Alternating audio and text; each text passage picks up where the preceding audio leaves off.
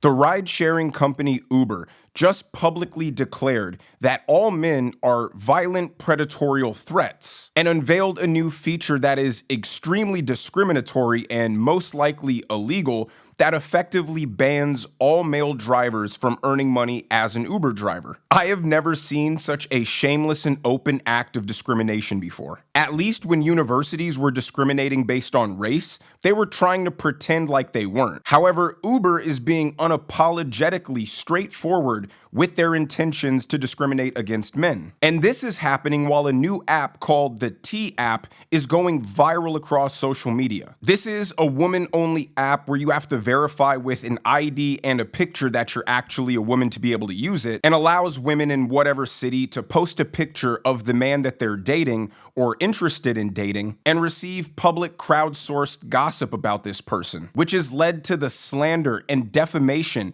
and reputational damage of thousands of men from scorned ex-girlfriends or people who don't even know them in just the short time that this app has been out. What really shocked me when I was doing research for this video is just how prevalent the identity politics cultural rot perpetuated by the Biden administration still is in American society, and how it is still tearing us apart as a country. As always, like the video and subscribe to the channel, but let's hear about this new feature from Uber, and afterwards we'll take a look at the responses online to really illustrate just how prevalent this male-hating sentiment is and how it led Uber to implementing this new feature. We have a GMA exclusive now. Uber announcing a new feature that connects women riders with women drivers. Becky Worley is here. You got those details for us? Good morning. I do. Good morning, Robin. Today, Uber announcing a pilot program called Women Preferences, where women riders can choose to have a female driver. Also, female Uber drivers can set a preference for booking women riders. It'll debut in San Francisco, Los Angeles, and Detroit in a few weeks. And if successful, they hope to expand this nationwide. Now, Uber has faced scrutiny in the past over safety for women riders and drivers, and the company says the Women Preferences pilot is something that's come directly from user feedback. Women want more of a sense of safety from the app. So here's how it works. For riders, they can request a female driver on demand, but it's only about 1 in 5 Uber drivers nationwide that are female, so it's not guaranteed. Or you might have to wait a longer time if you want that option. Another way to do this, riders can reserve in advance. That gives more probability that the female driver request can be honored. Or the third way is to set a preference for women drivers, which increases your chances of being matched with one but doesn't guarantee it. For drivers, they simply toggle on an option to be matched with a woman. And in case you were wondering, men cannot opt in to choose women drivers. Now, before we dive deep into this policy and discuss some of the reactions online, can I just point out the giant, glaring, hypocritical elephant in the room? Liberals will say men are so violent, men are so dangerous, they would rather be stranded in the woods with a bear. Liberals believe men are so dangerous, they want to explicitly be able to request women drivers to feel safe. But those same liberals will champion and pedestalize the most violent, unstable, deranged, and perverted men of all, the ones who are pretending to be women. And they will gladly welcome them into their locker rooms, into their showers, into their bathrooms, into their most intimate and private spaces where they're by far the most vulnerable. And it's because the Democrat obsession with cultural Marxism, with identity politics, forces them to discard all rationality, all common sense, and just subscribe to the philosophy that everybody exists on a spectrum of oppressed and oppressor. And what determines where you fall on that spectrum are 3 factors: your gender, your race, and your sexuality. If you're Hispanic, you're a victim. But if you're also a Hispanic man, now you might be an oppressor. But if you're a gay Hispanic man, then you move back down into the oppressed category. Maybe not as oppressed as someone who checks off more oppressed boxes, like a lesbian black woman, but you're not as bad as a straight white male. And at the very bottom of the victim hierarchy is the transgenders. So a white male who would otherwise fall at the very end of the oppressor category can now declare he's a woman and fall to the very bottom of the oppressed category, and thus garner sympathy and acceptance by liberal women in droves. And obviously, the most predatory of men take advantage of that delusion. And most women even know this. They're just not allowed to acknowledge it because you're forced to toe the Democrat Party line. And it's appalling how under the Biden administration, acceptance of blatant discrimination was acceptable, if not encouraged, against people in the oppressor category, but was the gravest sin you could commit if they were in the oppressed category. Just imagine the outrage if Uber allowed you to filter out black drivers. And it's evident because they didn't also give men the ability to filter out women drivers and only select male drivers. Because according to Uber, which has clearly adopted the radical cultural identity philosophy, women are allowed to discriminate against men because they're violent, predatory oppressors. But if men only wanted to ride with male drivers because we happen to believe women can't drive and they're a threat to us that way, maybe not physically, that would be considered misogyny, perpetuating the patriarchy. Now, the reason this is going to affect men so harshly is because 80% of Uber drivers are men. And I would like to think the usage of Uber riders is probably 50-50 women and men. So now 80% of their drivers are excluded from access to 50% of their user base because half the women riders have been advocating for this policy and are going to be eager to use it. And then the other half of women who hadn't even thought about this are going to see the option available and assume that as kind of a caution warning by Uber that, hey, our male drivers are pretty predatory, so we're giving you the option to choose a woman. And they're going to choose it because they think that's Uber implying that male drivers aren't safe. So all male drivers will have are other male riders. But because male riders can't exclude female drivers, that pool of customers is going to get split up. And now because 80% of the app is requesting to use 20% of the drivers, supply and demand dictates that the price of an Uber will skyrocket. And the beneficiaries of that increased price are exclusively going to be women. And that's going to cause more men to stop being Uber drivers and more women to become Uber drivers until it gets to a point where all Uber drivers are just women. So in reaction to this news breaking on Twitter, one account wrote,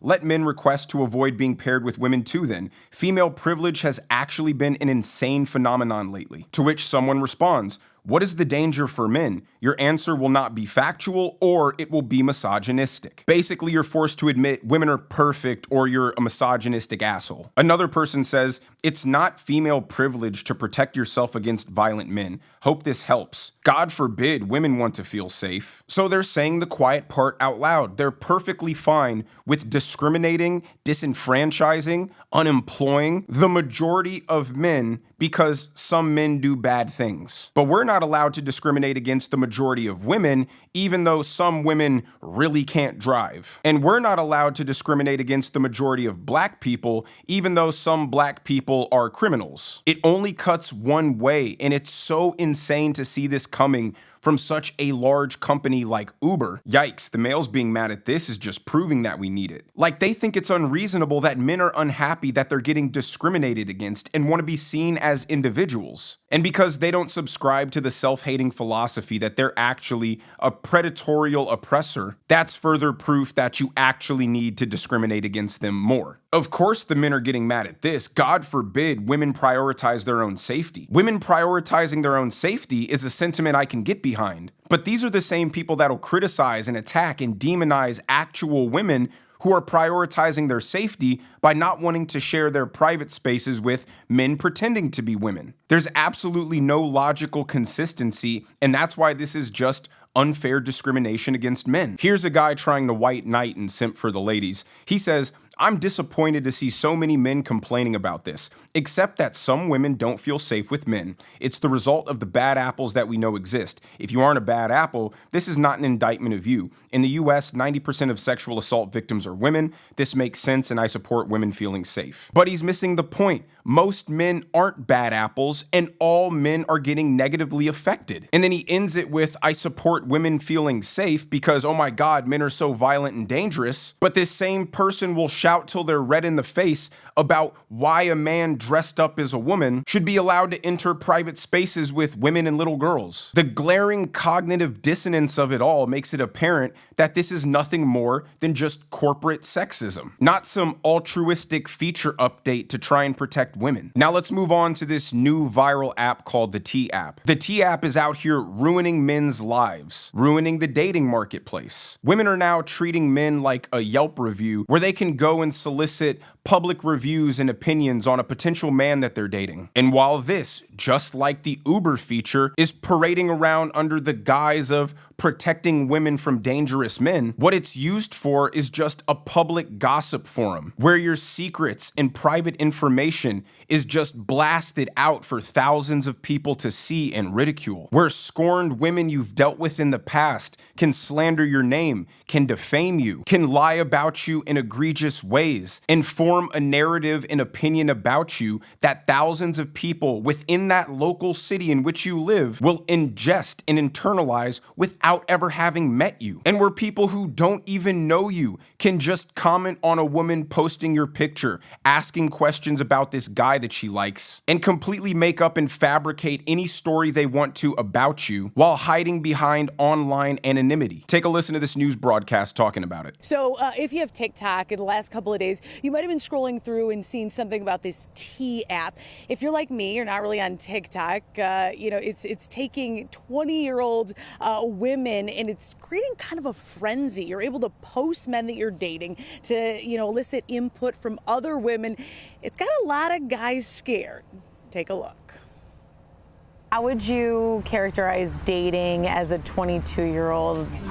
Honestly, it kind of sucks. Out of that, an app was born. It's called Tea, as in spill the tea or gossip. It's got Gen Z in a chokehold, spreading as it does on TikTok. Mama, we made it. Look at that. Whoever keeps posting my husband on the T app needs to stop. Guys, I'm trending on the T app. I'm trending on the T app. There's actually a waiting list to get on this thing. You pass a waiting list. You have to submit a picture of your face with an ID to prove that you are a girl, because no guys are allowed in the app. I'm gonna be the first to say it and stand up for the boys. The treatment right now against men is abhorrent, and it's an establishment, institutional, concerted effort to further drive a wedge between men and women. The dating marketplace is already hard enough. The dehumanizing commodification of men is what's causing so many men to just give up. When the dating app Tinder adds a feature for women that lets them filter out men by height, but doesn't allow men to filter out women by weight, men feel disenfranchised and attacked. They hear all day on social media why they're less of a man because they're not 6 feet tall. And now Tinder is giving women the ability to essentially exclude them entirely. Because what woman is gonna go, my dream guy is 5'5", and a man can't even control his height. But they don't give a man the option to filter a woman by weight, which is something they explicitly have control over. Because, that'd be harmful to women. That's misogynistic. Women are victims. All women are perfect. And now men aren't even going up and approaching women anymore at bars, because if their social skills aren't perfectly refined, they run the risk of a woman thinking that he's weird, and next thing he knows, he's going viral on some social media video being called a creep. And now with this T app, if you're a man, you run the risk of any woman you potentially want to talk to putting your picture on this gossip forum and have a whole city come up with stories about you, whether they're true or not, and the woman you're interested in, at minimum, having this preconceived notion of who you are based on the opinion of strangers online, or at worst, doesn't give you a chance because of what these strangers are saying. But then women will simultaneously complain that men lack confidence and they don't come up and approach women anymore. Yeah, because women think it's funny to make clear at every single turn that they absolutely despise men and hate them, see them as a wallet, and don't see them as a person. Or if they do see them as a person, they're inherently violent and dangerous and predatorial and deserve to be discriminated against. And the men are obviously offended by this app and are trying to reciprocate by creating apps where men can do the same thing with women and publicly crowdsource how many men have slept with the girl that you're interested in. Again, this gender war is so corny, it's so destructive. Men and women need each other. But yet we're here pointing fingers at each other, at each other's necks. Women think men are just a bunch of violent abusers, and men think that the women are a bunch of stupid sluts. And it would be harmless except for the fact that the US birth rate hit a record low this year. And this is why instead of fighting one another, whether it's racial divides, whether it's gender divides, and that's why instead of fighting each other, men and women need to realize that this is a manufactured, intentional, institutional cultural change, 60 years in the making, designed to force America's hand in accepting mass immigration because we won't be able to keep up with replacing ourselves. If men and women hate each other and they're not making babies, then you have to import everybody from the third world. You can't import people from Europe because Europe is having the same problem there. And they have to import people from the third world because in all these third world cultures, the men and women don't hate each other and are having like 5 or 6 kids. Now, the last thing I'm going to show you to highlight just how badly men are getting clobbered out there. Here's Sunny Hostin explaining that when a woman says no, that means no.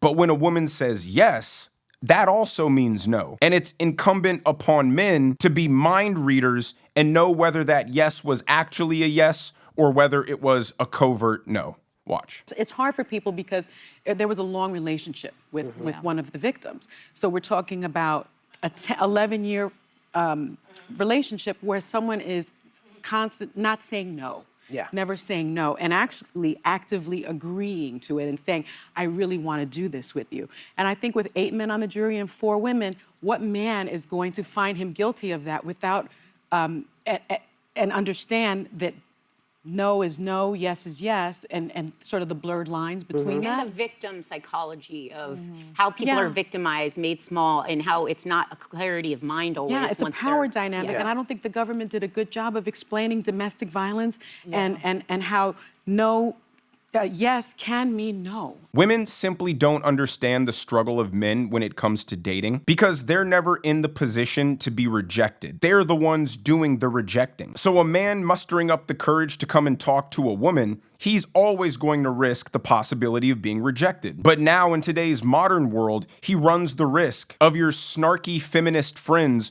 recording him and putting him on social media as some sort of creep or weirdo. Next, women complain that men are unconfident. They're scared to make moves. There's no more romance. But that's because women created an environment where men are afraid to hug them, kiss them, because you just might call that assault. And then finally, if he adheres to the modern courting culture of asking explicitly for your consent, he's now forced to discern whether your yes is actually even a yes. Now, with all that in mind, it is no surprise why men are just giving up. They're being labeled predators for simply existing, being essentially banned on platforms like Uber from making a living, all because of a sexist cultural stigma that was embedded by the Democrats. And when Democrats wonder why they're struggling with male voters, it's because they did them so bogus. I have no better eloquent way of saying it. They treated men like absolute garbage. And that's why they voted for Trump, because they were tired of being labeled as a villain. And even after Trump's victory and the massive cleanse of the woke indoctrination, the rot of identity politics ushered in by the Biden administration is unfortunately still deeply, deeply embedded in American culture and business. But let me know what you guys think down in the comment section below. If you enjoyed the video, make sure you hit that like button. Make sure you subscribe to the channel if you have not already. Turn on those notification bells so you never miss a video. And I will see you guys in the next one.